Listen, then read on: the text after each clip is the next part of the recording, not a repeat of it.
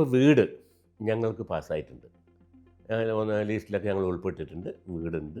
പക്ഷെ ആ വീട് എപ്പോൾ കിട്ടും എന്നുള്ളതാണ് ഞങ്ങൾക്കറിയാത്തത്. ഇപ്പോൾ കഴിഞ്ഞ ആഴ്ച രാജമിസ്റ്റർ ഇവിടെ വന്നിരുന്നു. വന്നപ്പോൾ പിന്നെ അവിടെ എല്ലാം പോയി ഈ ഡിസംബർ ലാസ്റ്റോടു കൂടി വീടിൻ്റെ എല്ലാ പണി പൂർത്തീകരിച്ച് എല്ലാവർക്കും താക്കോല് കൈ കൊടുക്കും എന്ന് പറയുന്നു.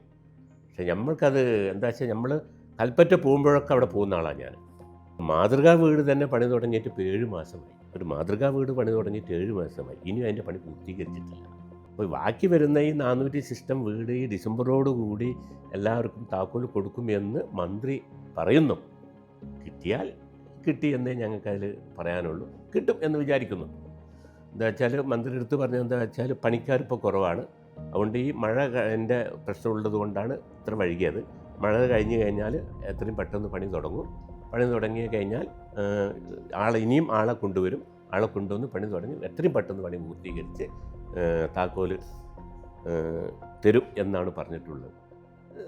അങ്ങനെ നടക്കട്ടെ. സർക്കാർ പരിപാടിയാണ്. സർക്കാർ എന്ന് പറഞ്ഞാൽ നമ്മൾ മറ്റുള്ള സന്നദ്ധ സംഘടനകൾ ഇപ്പോൾ ഇഷ്ടംപോലുള്ള സന്നദ്ധ സംഘടനകൾ വീട് കൊടുത്തിട്ടുണ്ട്.